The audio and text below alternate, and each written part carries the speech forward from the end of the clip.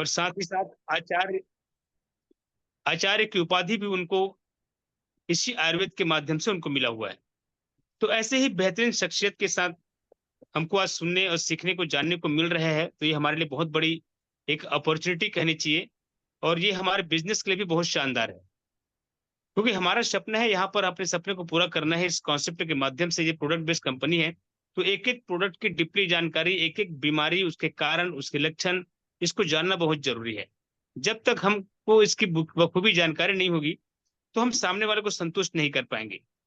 तो बिल्कुल अपने जगह पे डायरी और पेन लेकर बैठें और साथ ही उन शब्दों को नोट करने का प्रयास करें जो आपके लिए जरूरी हो सकता है जानना। तो थैंक यू। आप लोग अलर्ट रहें और बिल्कुल भी अपने आवाज को खोलने का प्रयास न करें, किसी को डिस्टरबेंस ना हो। तो वेलकम सर, बहुत बहुत स्वागत है आपका आज के सेशन में। Welcome sir. ओके, मेरी आवाज आ रही है आप लोगों को? Yes sir. ओके, बहुत बहुत स्वागत है साथियों आप लोगों को आज के इस संध्याकालीन सत्र में, जो कि टाइगर ग्रुप का प्रोग्राम है, कमांडो सेशन ही है। और आप सभी लोग जानते हैं कि मेरा प्रोग्राम स्पेशल रहता है, और मेरा जो एजुकेशन है ओनली फॉर कमांडो। जिसको भी मेरा एजुकेशन लेना है वो बराबर कमांडो टीम में, टाइगर ग्रुप में एंट्री करें, और हायर एजुकेशन, हाई लेवल का एजुकेशन आपको मिलेगा। और साथियों, जैसे कि आप सभी जानते हैं कि आशा किरण वेंचर्स लिमिटेड एक डायरेक्ट सेलिंग कंपनी है, और ये डायरेक्ट सेलिंग बिजनेस है। यहाँ टीम के माध्यम से बिजनेस होता है, टीम के माध्यम से ही आपको कमीशन प्राप्त होता है, टीम के माध्यम से प्रोडक्ट के सेल होने से ही आपको इनकम जनरेट होता है। तो आपके पास में ऑटोमेटिक इनकम कब जनरेट होगा? जब आपके टीम में प्रोडक्ट की सेलिंग होगी, चाहे वो ज्वाइनिंग के बेस पे हो, चाहे वो रीपरचेस के बेस पे हो। जब तक प्रोडक्ट की सेलिंग नहीं होगी आपको कमीशन नहीं आएगा। डायरेक्ट सेलिंग का यही एक सिद्धांत है कि कभी भी कोई भी इनकम जब आपको जनरेट होता है तो उसके पीछे राज ये रहता है कि उसके पीछे प्रोडक्ट की सेलिंग हुई है। तो प्रोडक्ट के सेल होने से ही इनकम आता है। प्रोडक्ट का सेल कहाँ से होगा? आपके और आपकी टीम के माध्यम से होगा। आपकी टीम प्रोडक्ट का सेल कैसे करेंगे? जब उस प्रोडक्ट के बारे में उनको जानकारी होगी, और जब तक उनको नॉलेज नहीं होगा उस प्रोडक्ट के बारे में वो बता नहीं सकेंगे। इसलिए पूरी जानकारी उनको प्राप्त करनी होगी।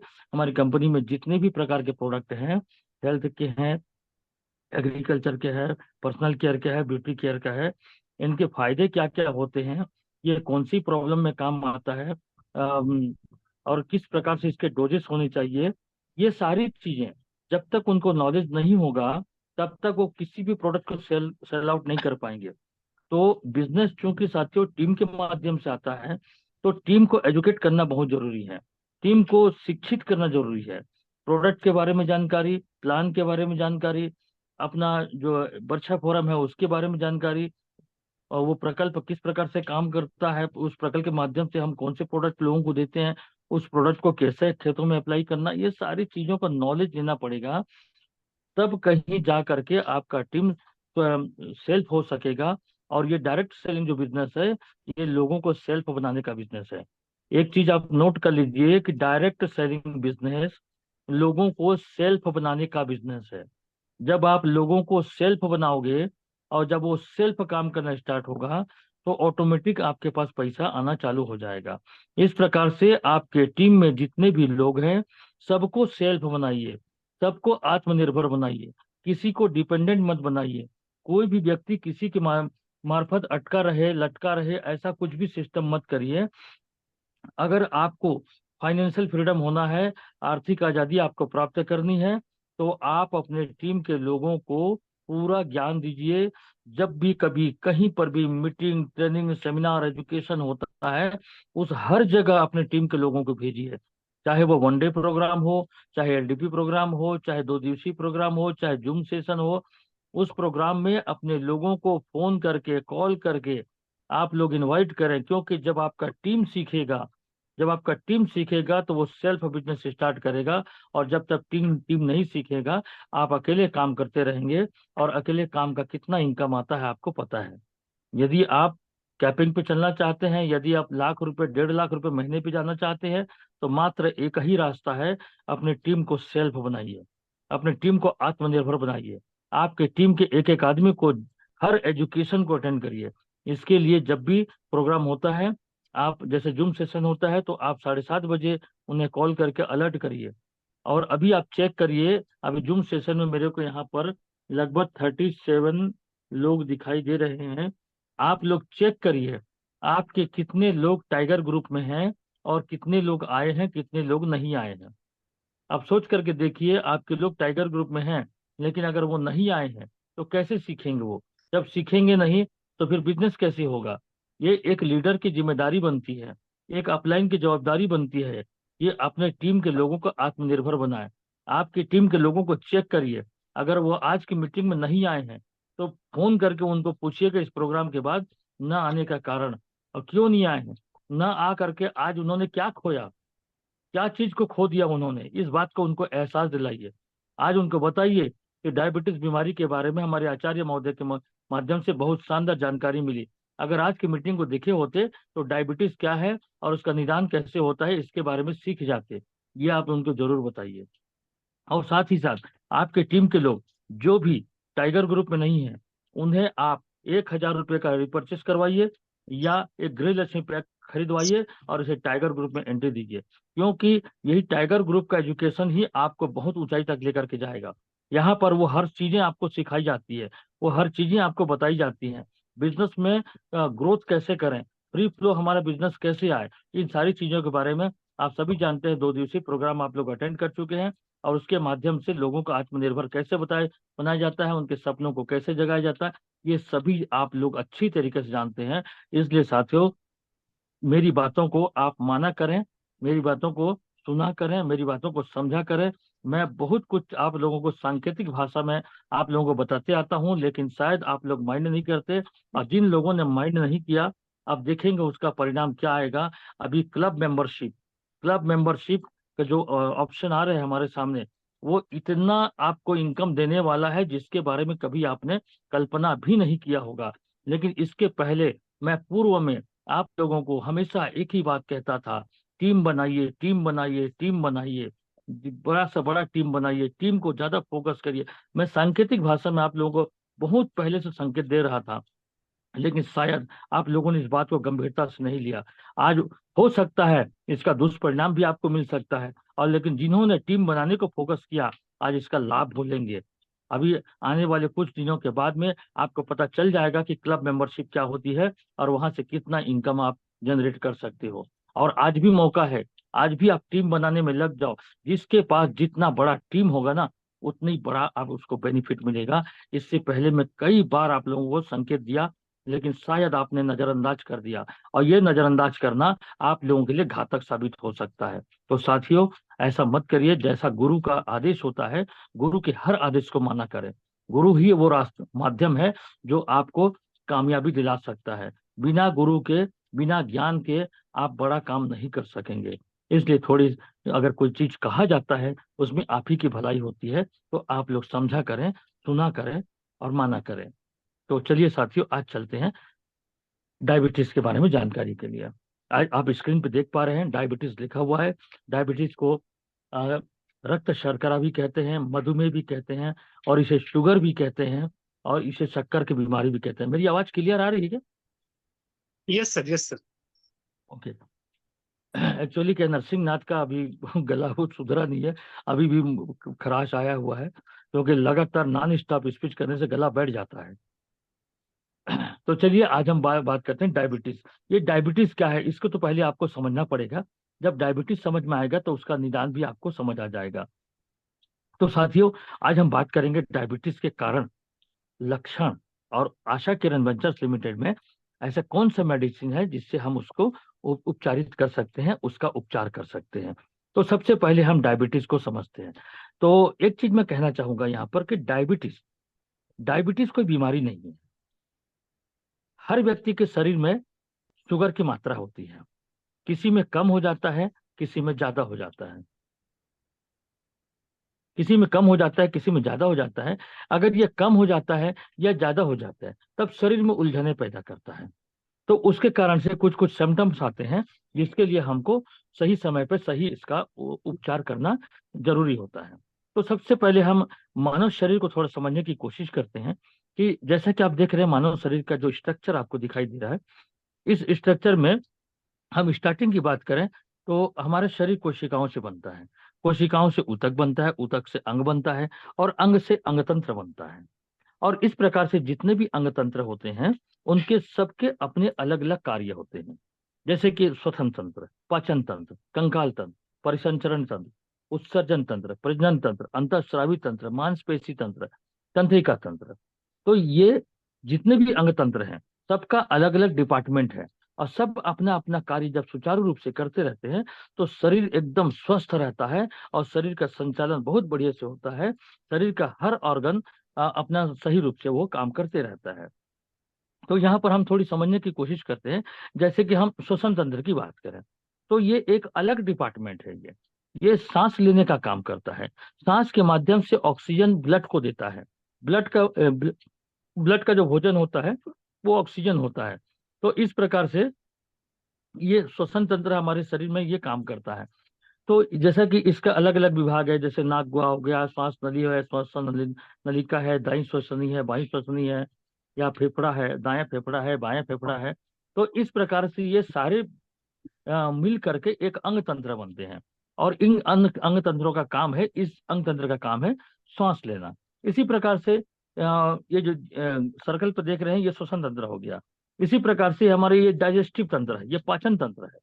ये हम जो भी हम भोजन ग्रहण करते हैं, जो भी चीज हम खाते हैं उसको ये पचाता है, और वहां से जो भी पोषक तत्व होता है उस पोषक तत्व को हमारे शरीर को प्रदान करता है, जिससे हमारे शरीर को ऊर्जा मिलती है, और हमारे शरीर को जितने भी और दूसरे अंग तंत्र हैं उनको कार्य करने के लिए बल मिलता है। तो इस प्रकार से ये पाचन तंत्र हुआ। तो इसी प्रकार कंकाल तंत्र हमारे शरीर को आधार प्रदान करता है।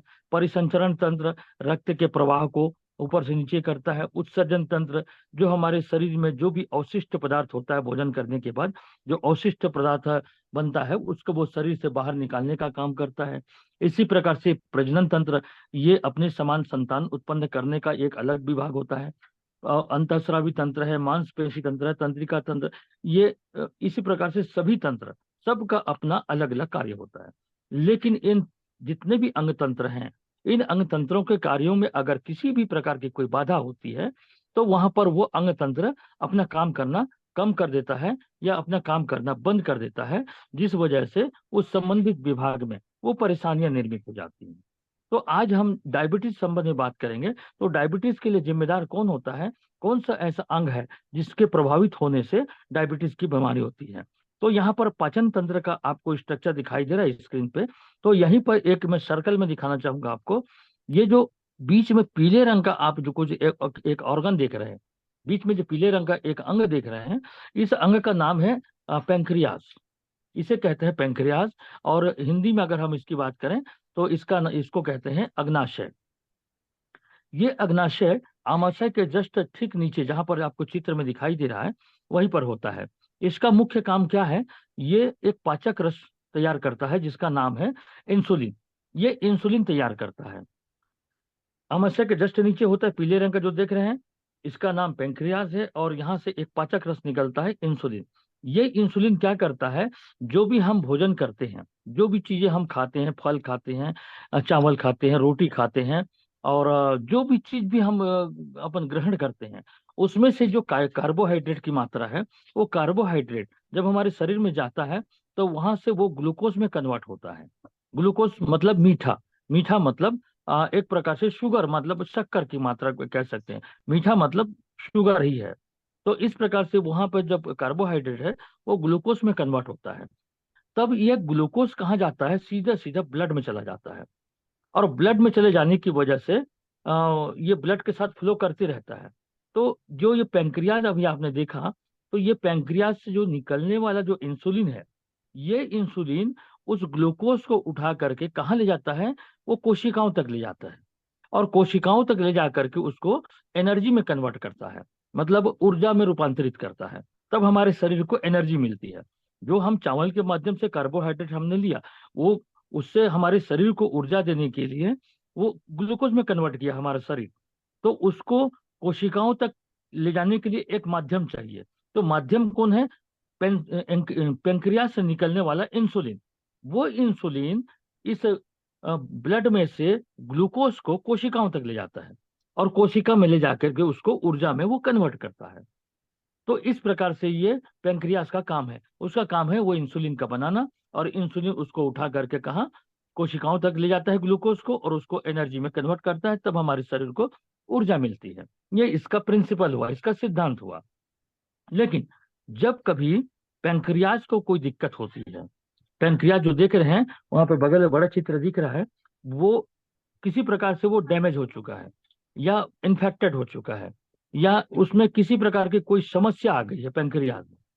तो जब किसी, जैसे कि हमारे शरीर को बुखार लगता है तो हम क्या करते हैं, बिस्तर पे लेट जाते हैं, हमारा शरीर थकान हो जाता है, हम कुछ भी काम करने लायक नहीं रहते, हमारा शरीर गर्म हो जाता है। उसी प्रकार से जब पेंक्रियाज बीमार पड़ता है तो वो भी अपना काम करना बंद कर देता है, वो भी चुप बैठ जाता है। और जब वो पेंक्रियाज चुप बैठ गया, या पेंक्रियाज को ज्यादा क्षति पहुंच गई, या ज्यादा कोई नुकसान पहुंच गया, तो उस कंडीशन में पेंक्रियाज टोटली काम करना बंद कर देता है। अब सोच करके देखिए, अगर पेंक्रियाज अपना निष्क्रिय हो गया, काम करना बंद कर दिया, तब क्या होगा? उस इंसुलिन जो पेंक्रियाज से इंसुलिन निकलता था, वो इंसुलिन निकलना बंद हो गया। अब सोचिए, जब इंसुलिन निकलना बंद हो गया तो इस ब्लड में जो ग्लूकोज की मात्रा है, अब उसको कोशिका तक कौन लेके जाएगा? कोशिका तक कोई लेके जाने वाला नहीं है। तब क्या होता है कि वहां पर ये ग्लूकोज की मात्रा बढ़ने लग जाती है, ब्लड में ग्लूकोज की मात्रा बढ़ने लग जाता है। अब समझिए इसके सिद्धांत को। पेंक्रियाज बीमार पड़ गया, पेंक्रियाज से पाचक रस इंसुलिन बनना बंद हो गया। यही इंसुलिन इस जो यहाँ पे ग्लूकोज देख रहे हैं उसको उठा के कोशिका तक ले जाकर एनर्जी में कन्वर्ट करता है। लेकिन अब पेंक्रियाज बीमार पड़ गया, इंसुलिन बना नहीं रहा, तो यहाँ पर ब्लड में ग्लूकोज की मात्रा बढ़ने लग जाती है। अब ब्लड में जब ग्लूकोज की मात्रा बढ़ने लग जाएगा तो सोच करके देखिए, अगर मैं एक छोटा सा उदाहरण आपको बताऊं। आप शक्कर जानते हैं, शक्कर को पानी में घोलिए, और थोड़ा शक्कर डाल के घोलिए, और थोड़ा शक्कर डाल के घोलिए, और थोड़ा शक्कर डाल के घोलिए। तब क्या होता है कि जो शक्कर का जो घोल होता है वो गाढ़ा हो जाता है। वो गाढ़ा हो जाता है, कहीं पर भी गिराएंगे तो देखेंगे वो गाढ़ा हो जाता है, बहता नहीं है। ये हाथ से भी छू करके देखेंगे तो मोटा मोटा महसूस होता है। तो जब ये शुगर की मात्रा, यानी ग्लूकोज यानी शुगर, शुगर की मात्रा जब ब्लड में ज्यादा हो जाएगा तो ब्लड को भी गाढ़ा कर देगा। वो अपने गाढ़ेपन की वजह से ब्लड के फ्लो को रोकेगा, तो ब्लड के प्रवाह को रोकेगा, रक्त प्रवाह को रोकेगा। तो जब रक्त प्रवाह को रुकेगा तो बीपी की समस्या आएगी वहां पर। और हार्ट में जब ये ब्लड जाएगा तो हार्ट इसको छान करके पंप नहीं कर पाएगा, किडनी भी इसको इसको फिल्टर नहीं कर पाएगा, तो किडनी में भी जा करके जमा हो जाता है ये शुगर। इसीलिए शुगर वाले जब पेशाब करते हैं तो देखिएगा उनके पेशाब में चींटियां आ जाती हैं, तो वहां पर जाकर के फंस जाता है। यानी अगर ब्लड में शुगर की मात्रा अगर कहीं ज्यादा हो गया तो मान करके चलिए कि आपके ब्लड के फ्लो को रोकेगा, वो रक्त के प्रवाह को रोकेगा। जब ज्यादा मात्रा में हो जाएगा तो हार्ट तक सही समय पर ब्लड नहीं जाएगा, और हार्ट अटैक भी ला सकता है। यानी कि एक बीमारी कहीं हुआ तो वो कई प्रकार की बीमारियों को निमंत्रण देगा, किडनी को भी खराब कर देगा, हार्ट को भी खराब कर देगा। नसों में शुगर की मात्रा बढ़ जाएगी, उसकी नसों के अंदरूनी दीवार में शुगर की मात्रा वो जमते जाएगा, और एक बार ब्लॉकेज पैदा हो जाएगा, फिर हार्ट अटैक हो जाएगी। माने कुछ भी माने हो सकता है, कई प्रकार की बीमारियां हो सकती हैं यहाँ पर अगर एक बीमारी हुआ तो। इसीलिए कहते हैं कि अपने खान पान को शुद्ध रखिए, नियमित योगा करिए, और अपने दिनचर्या को व्यवस्थित करिए, ताकि आपके शरीर का हर अंग तंत्र सुचारू रूप से काम करता रहे और आपके शरीर में किसी प्रकार का कोई प्रॉब्लम ना हो। अब यहाँ पर देखिए एक कंडीशन, देखिए यहाँ पर कि वहां पर ग्लूकोज की मात्रा बढ़ गई है। अब इसको कम करना होगा। अब इसको कम करने के लिए डॉक्टर के पास जाएंगे, डॉक्टर ग्लूकोज से चेक करेगा, शुगर का लेवल बता देगा आपको, फिर आपको दवाइयाँ देगा। जब वो अंग्रेजी दवा खाएंगे तो आपके शरीर में एक्चुअली जो पेंक्रियाज डैमेज हुआ है, तो पेंक्रियाज को ठीक करने के लिए देगा नहीं, बल्कि आपके शरीर में इंसुलिन बनने वाला कोई प्रोडक्ट देगा आपको। वो पेंक्रियाज को रिपेयर नहीं करेगा वो अंग्रेजी दवा। पेंक्रियाज तो डैमेज है ही, लेकिन आपके शुगर को कम करने के लिए वो इंसुलिन से संबंधित मेडिसिन देगा, ताकि आपके शरीर में इंसुलिन बाहर से दिया जाए और वो ग्लूकोज वहां पर ग्लूकोज की मात्रा कम हो जाए। लेकिन मूल कारण को जब तक ठीक नहीं करेंगे तब तक आपका शुगर लेवल कंट्रोल होगा नहीं। इस आधार पे आपको क्या होगा कि जीवन भर दवाइयां खानी पड़ेगी, या तो आगे जाकर के इंसुलिन इंजेक्ट करना पड़ेगा। तो अगर लंबे समय तक किसी दवा का अगर हम सेवन करते हैं तो इसे बीमारी कह सकते हैं। जनरली शुगर बीमारी नहीं है, हर किसी के शरीर में रहता है, बस लेवल को मेंटेन करना रहता है। और अगर लंबे समय तक हम दवा का सेवन कर रहे हैं तो समझिए कि वो बीमारी का रूप ले लेता है। और इसको सिंपल तरीके से अपने खान पान को व्यवस्थित करके, अपनी दिनचर्या को व्यवस्थित करके अपने शुगर लेवल को आप मेंटेन कर सकते हैं। बनिस्बत की अगर अंग्रेजी दवाई आप खाते हैं तो अंग्रेजी दवा तो आपके शुगर लेवल को कंट्रोल कर देगा, लेकिन पैंक्रियाज को रिपेयर नहीं करेगा। दूसरा चीज, अगर लगातार आप लंबे समय तक अगर अंग्रेजी दवा का सेवन करते हैं तो ये आपके किडनी को डैमेज करेगा, लीवर को डैमेज करेगा। तो एक बीमारी को ठीक करने के लिए अगर आप अंग्रेजी दवा का सहारा लेते हैं तो वो आपको दूसरी बीमारी पैदा करेगा। तो ये कोई उपाय नहीं हुआ, इसका उपाय सिर्फ एक ही है, आयुर्वेद। आयुर्वेद में, आयुर्वेद के सिद्धांत को समझिए। आयुर्वेद का सिद्धांत क्या है? आयुर्वेद मूल कारण को पकड़ता है कि किस कारण से यह प्रॉब्लम हुआ, तो उस कारण को दूर करता है। तो यह पैंक्रियाज के कारण से हुआ तो पैंक्रियाज को रिपेयर करेगा, पैंक्रियाज को ठीक करेगा, फिर से वहां से पाचक रस निकालना चालू करेगा, तो शुगर लेवल आपका ऑटोमेटिक डाउन हो जाएगा। इसीलिए आयुर्वेद में 3 माह का कोर्स होता है, 3 माह तक आयुर्वेद की दवा का सेवन करना होता है, तो 3 माह में ही इसका परिणाम देखा जा सकता है। तो साथियों, यहाँ पर मैं बताना चाहूंगा, जब ये ब्लड में शुगर की मात्रा बढ़ जाती है तो इसी को कहते हैं डायबिटीज, इसी को कहते हैं मधुमेह, इसी को कहते हैं शुगर बीमारी, या इसी को कहते हैं शक्कर बीमारी। तो आज शायद आप लोग समझ गए होंगे कि शुगर क्या चीज है। शुगर रक्त में ग्लूकोज की मात्रा बढ़ जाने की वजह से जो कॉम्प्लिकेशन आता है और जो उलझने आती है, उसी को हम डायबिटीज कहते हैं और उसी को हम शुगर कहते हैं। तो यहाँ पर हम क्या क्या इसके लक्षण होते हैं और किन कारणों से होता है, उन कारणों को थोड़ा हम समझने की कोशिश करेंगे आगे। तो साथियों, सबसे पहले तो जान लेते हैं कि डायबिटीज के प्रकार, कितने प्रकार के डायबिटीज होते हैं। जिन लोगों ने वीडियो कैमरा ऑन नहीं किया है, वीडियो कैमरा ऑन कर लें। आप सभी जानते हैं मेरे प्रोग्राम में मुझे फॉर्मेलिटी पसंद नहीं है। और गणेश राम जी, सबका स्क्रीनशॉट लीजिएगा, क्योंकि यही आने वाले महाकुंभ की तैयारी के लिए काम आएगा।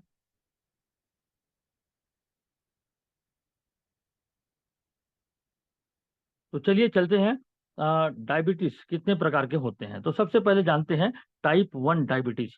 टाइप 1 डायबिटीज क्या है? टाइप 1 डायबिटीज में पर्याप्त मात्रा में शरीर में इंसुलिन नहीं बन पाता। इसका मतलब है कि पैंक्रियाज पूरी तरीके से अपना काम करना बंद कर चुका है, तो पर्याप्त मात्रा में इंसुलिन नहीं बनता। दूसरा प्रकार होता है टाइप 2 डायबिटीज। टाइप 2 डायबिटीज में क्या होता है कि इसमें इंसुलिन तो बनता है, इंसुलिन पैंक्रियाज से बनता है, पैंक्रियाज इंसुलिन बनाने का काम कर रहा है, लेकिन बॉडी उसका उपयोग नहीं कर रहा है। बॉडी अगर उपयोग नहीं करेगा तो इंसुलिन वहीं का वहीं पड़ा रह जाएगा और वो ब्लड में से ग्लूकोज को छांट नहीं पाएगा और कोशिका तक लेके नहीं जा पाएगा। तो उस कंडीशन में भी कोशिका तक इंसुलिन नहीं जा रहा है तो भी शुगर लेवल बढ़ सकता है। तो टाइप 1 में पैंक्रियाज काम पूरी तरीके से नहीं करता, इसीलिए शरीर में इंसुलिन नहीं बन पाता, इस कारण से शरीर में ग्लूकोज का लेवल बढ़ जाता है। टाइप 2 डायबिटीज में क्या होता है कि पैंक्रियाज ठीक रहता है, पैंक्रियाज इंसुलिन बनाता है, लेकिन हमारा बॉडी, हमारा जो शरीर है, उस पैंक्रियाज को सही रूप से इस्तेमाल नहीं कर सकता, नहीं कर पाता। इस कारण से ब्लड में शुगर की मात्रा बढ़ जाती है और ये टाइप 2 डायबिटीज कहलाता है।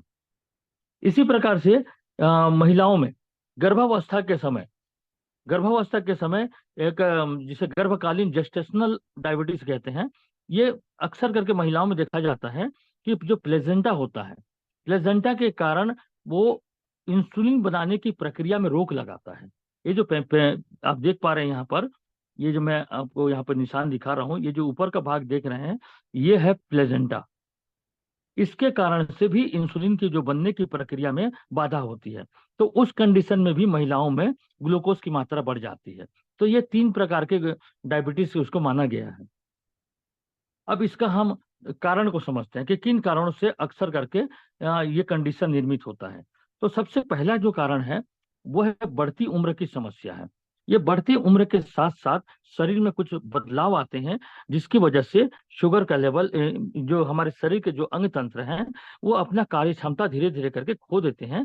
इस कारण से बॉडी में पेंक्रियाज का भी वही स्थिति होता है, वो भी अपना कार्य क्षमता धीरे धीरे करके खोता है, जिसकी वजह से इंसुलिन नहीं बन पाता। और आप लोग चाहे तो आप इसे नोट कर सकते हैं या इसका स्क्रीनशॉट ले लीजिए। स्क्रीनशॉट रखेंगे तो बाद में आप डायरी पे नोट कर सकते हैं। तो बढ़ती उम्र के साथ में पैंक्रियाज अपना काम करना बंद कर देता है, जिसकी वजह से इंसुलिन नहीं बन पाता और शरीर में ग्लूकोज लेवल बढ़ जाता है। कुछ ये आनुवंशिकता, कहना चाहिए कि ये जो परिवार में अगर किसी को है तो आने वाली पीढ़ी को भी डायबिटीज की समस्या हो सकती है। शारीरिक गतिविधियों की कमी, जैसे हम कोई काम करते हैं, वर्कआउट न करना, ज्यादा देर तक हम आराम करके बैठते हैं, लंबे समय तक बैठे रहते हैं, ज्यादा काम धाम नहीं करते, तो उस कंडीशन में भी शरीर में एनर्जी की कमी होती है और शरीर के अंग तंत्र फ्री होकर के काम नहीं कर पाते। मोटापा, मोटापा भी डायबिटीज का एक बहुत बड़ा कारण है। अगर किसी को हाई ब्लड प्रेशर है, उच्च रक्तचाप, हाई ब्लड प्रेशर वालों को भी शुगर की समस्या हो सकती है। यानी समझिए इसको, शुगर और ब्लड प्रेशर दोनों सगे भाई हैं। अगर किसी को शुगर है तो उसको बीपी होगा, और अगर किसी को बीपी होगा तो उसको शुगर की समस्या हो सकती है। यदि किसी का कोलेस्ट्रॉल लेवल ज्यादा है, बहुत ज्यादा मात्रा में कोलेस्ट्रॉल शरीर में भरा हुआ है, शरीर में चर्बी की मात्रा भरी हुई है, तो भी उनको डायबिटीज हो सकता है। और ये कोलेस्ट्रॉल तो आज अधिकांश लोगों में बढ़ रहा है, क्योंकि जो तेल आप लोग खा रहे हैं वो तेल आपके शरीर में कोलेस्ट्रॉल बढ़ा रहा है। जो भी आप महाकोश का तेल खा रहे हैं, फॉर्चून का तेल खा रहे हैं, सफोला का तेल खा रहे हैं, जो सफेद तेल ले करके लेते हैं ना, उसमें बहुत ज्यादा मात्रा में कोलेस्ट्रॉल आता है, जो आपके शरीर में जमा हो रहा है, जो आगे जा करके आपको हार्ट अटैक या तो फिर बीपी की समस्या पैदा कर सकता है। तनाव या डिप्रेशन, तनाव ग्रस्त व्यक्ति या जो डिप्रेशन अवसाद की स्थिति वाले व्यक्तियों को भी डायबिटीज का शिकार हो जाते हैं ये। दूषित आहार विहार तो आप सभी को पता है, खान पान अगर दूषित होगा तो डायबिटीज समस्या हो सकती है। सॉरी। अनियमित दिनचर्या, अव्यवस्थित दिनचर्या, जिसके कारण भी हमारे शरीर के अंग तंत्र सुचारू रूप से काम नहीं कर पाते। नशीले पदार्थों का सेवन, अगर कोई बहुत ज्यादा मात्रा में ड्रिंक करता है या गांजा बीड़ी का सेवन करता है, तो कहीं ना कहीं जा करके हमारे वो शरीर के अंग तंत्र को वो खराब करता है। अगर हम ड्रिंक करते हैं तो सीधा सीधा वो सीधा आमाशय को खराब करता है। आमाशय से जुड़ा हुआ है पेंक्रियाज, तो निश्चित है पड़ोसी को तो प्रभाव पड़ेगा ही। अगर कोई व्यक्ति शराब पीता है तो पड़ोसी को प्रभाव पड़ता है। उसी प्रकार से पैंक्रियाज को प्रभाव पड़ता है और वो अपना काम करना बंद कर देता है। तो साथियों, इस प्रकार से नशीले पदार्थों का सेवन करना, शराब का सेवन करना अपनी उम्र को कम करने के जैसा होता है। इसलिए शराब को तो बिल्कुल अवॉइड कर देना चाहिए। शराब पीना ही नहीं चाहिए, शराब तो शरीर को नुकसान करता है। मैं तो हर जगह पे, हर सेमिनार पे, हर दो दिवसीय प्रोग्राम में लोगों को खड़ा करा के पूछता हूँ मैं, शराब के दुष्परिणाम क्या है, तो लोग खुद बताते हैं। और जो पीते होंगे समझ जाएंगे ना, और जिनको समझ में नहीं आएगी तो बीमारी तो लेंगे ही लेंगे। तो ये मूल कारण होता है डायबिटीज का। अब इसके लक्षण, किसी व्यक्ति को डायबिटीज है या नहीं है, ये हमको कैसे पता चलेगा? तो कुछ लक्षणों के माध्यम से हम उसको पता कर सकते हैं। जैसे कि बार बार पेशाब आना, अधिक प्यास लगना, भूख ज्यादा लगना, वजन कम या ज्यादा होना, दिन भर थकान महसूस करना और चक्कर आना, घाव का जल्दी न भर पाना, बार बार शरीर में इन्फेक्शन होना, मतली या उल्टी आना, नजर कमजोर होना, दृष्टि कमजोर हो जाना, ये सभी डायबिटीज के लक्षण हैं। अगर किसी में ये लक्षण आ रहे हैं तो समझिए डायबिटीज है, और अगर किसी को डायबिटीज है तो उनमें ये लक्षण आएगा। कोई भी व्यक्ति अगर आपको बताता है कि मुझे डायबिटीज है, तो आप इन लक्षणों को उनको पूछ करके आप उनका डायग्नोसिस कर सकते हैं, तो सामने वाला व्यक्ति भी समझ जाएगा कि आपको इसके बारे में जानकारी है। अब आइए चलते हैं आशा किरण में, कौन सा हम ऐसा प्रोडक्ट है जिसको हम ले करके इस प्रॉब्लम से हम ठीक हो सकते हैं, इसको उपचारित कर सकते हैं। तो साथियों, यहाँ पर मैं आप लोगों को बताना चाहूंगा, हमारा सबसे बेहतरीन और उत्कृष्ट उत्पाद है ग्लाइकोफिट, डायबिटीज के लिए। ग्लाइकोफिट, और इसके साथ में अगर आप रेंजवा देते हैं तो प्लस पॉइंट है ये। तो ग्लाइकोफिट और रेंजवा, रेंजवा इसलिए देना है क्योंकि शुगर की वजह से शरीर में कमजोरी आती है, शुगर की वजह से दिन भर थकान महसूस होता है, शुगर की वजह से शरीर में ब्लड की कमी भी हो जाती है, तो कई प्रकार की कमजोरियां होती हैं। इसलिए साथ में रेंजवा को ऐड करना बहुत जरूरी है। तो ये जो ग्लाइकोफिट आप देख रहे हैं, ये ग्लाइकोफिट कई प्रकार के जड़ी बूटियों का एक अद्भुत और एक चमत्कारिक महायोग है ये। इसमें एक मिनट,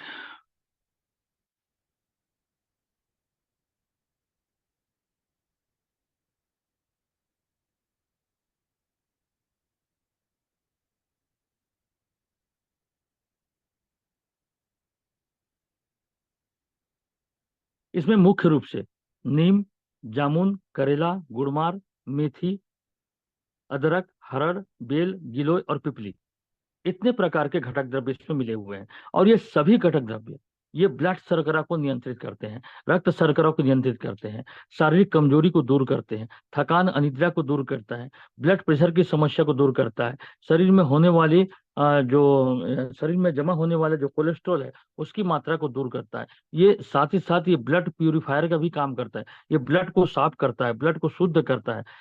जो विषाक्त पदार्थ है, विषाक्त पदार्थों को ये शरीर से बाहर निकालने का काम करता है। इसके साथ साथ ये डाइजेस्टिव सिस्टम माने जो पाचन तंत्र है, पाचन तंत्र को भी क्लियर करता है। और शरीर को दिन भर ये एनर्जेटिक बनाए रखता है। बार बार जो पेशाब आने की समस्या है, बार बार भूख लगने की समस्या है, या गैस एसिडिटी की समस्या है, क्योंकि इसमें हरड़ मिला हुआ है, बेल मिला हुआ है, तो ये आपके पाचन तंत्र को ये दुरुस्त करता है। इसके साथ साथ शरीर में रोग प्रतिरोधक शक्ति में वृद्धि करता है। और साथ ही साथ ये आपके रोगों से लड़ने की जो क्षमता होती है, नॉर्मल सर्दी, खांसी, जुकाम, बुखार, इससे भी आपको दूर करता है। पिपली इसमें मिला हुआ है। पिपली के बारे में सभी जानते हैं। गर्भवती महिला जो प्रेगनेंसी के बाद में उसको जो आयुर्वेदिक जो दवाइयां दी जाती हैं उसमें पिपली का बड़ा बड़ा हाथ होता है। वो शरीर को एनर्जी प्रदान करता है। मेथी, गुड़मार, करेला, जामुन और नीम ये शरीर में कड़वाहट पैदा करते हैं, और ये पैंक्रियास को रिपेयर करने का काम करता है। और साथ ही साथ में जो ग्लूकोज है, ग्लूकोज की मात्रा को ये डाइल्यूट कर देता है, और ये उसको पैंक्रियास को फिर से इंसुलिन बनाने के लिए तैयार तैयार करता है। तो इस प्रकार से आप देख सकते हैं यहाँ पर 10 प्रकार के ये घटक द्रव्य मिले हुए हैं। इनके साथ में आपको देना है रेंजोआ। रेंजोआ जरूर दीजिए, क्योंकि ये रेंजोआ उनको शक्ति प्रदान करेगा, उनकी कमजोरी को दूर करेगा, और दोनों मिला करके देते हैं। और लगातार 3 माह तक इसका सेवन कराना जरूरी है, क्योंकि आयुर्वेद में विधान है 90 दिन तक सेवन करना है। तो 3 माह तक इसका सेवन कराते हैं तो उनका शुगर लेवल बिल्कुल डाउन हो जाता है। और अगर इसके साथ आप अमृत रस दे सकें तो ये सोने में सुहागा हो जाएगा। तो अमृत रस भी दे सकते हैं। ग्लाइकोफिट, रेंजोआ 1-1 कैप्सूल दिन में 2 बार खाना खाने के बाद आपको देने हैं। साथ में जैसे आप इसका सेवन कराते हैं तो ये धीरे धीरे करके इस प्रकार से इनका शुगर का लेवल ये डाउन हो जाएगा, और उनका जो कॉम्प्लिकेशन है वो दूर हो जाएगा। साथ ही साथ यहाँ पर मैं बताना चाहूंगा कि परहेज क्या करना है।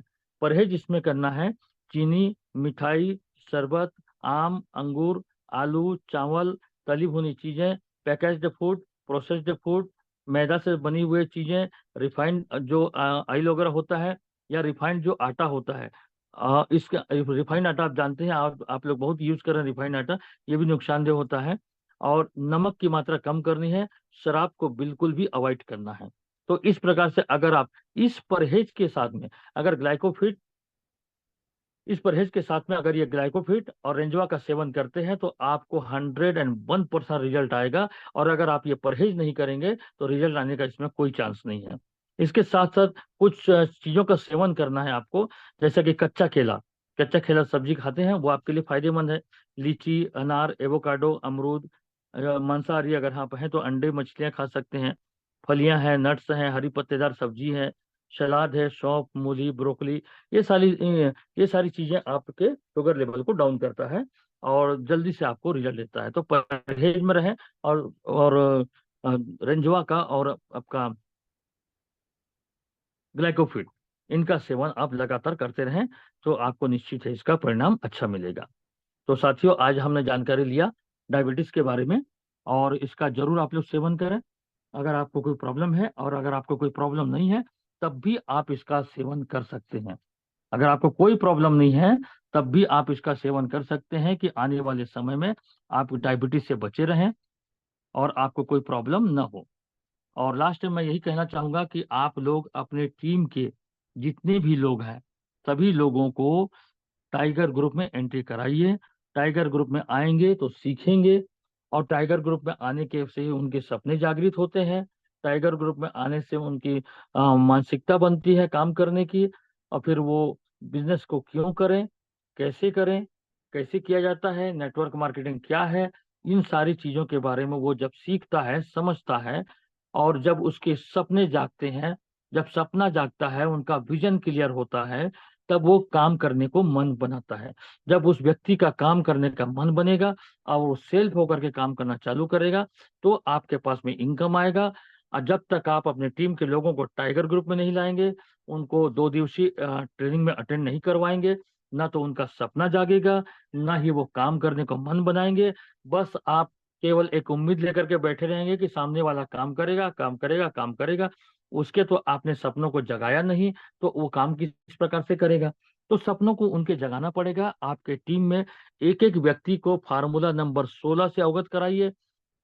उनको, हर एक व्यक्ति को जो भी आपकी टीम में जुड़ा हुआ है, उसको बराबर 2 दिवसीय प्रोग्राम अटेंड करवाइए। अपने टीम के एक एक लोगों को जहां पर भी ज्ञान की 2 बातें मिलती है, दौड़ पड़िए, उमर पड़िए। आपको आगे बढ़ना है तो आपको डिसीजन लेना पड़ेगा। कोई दूसरा व्यक्ति आपको सफल या असफल नहीं बना सकता।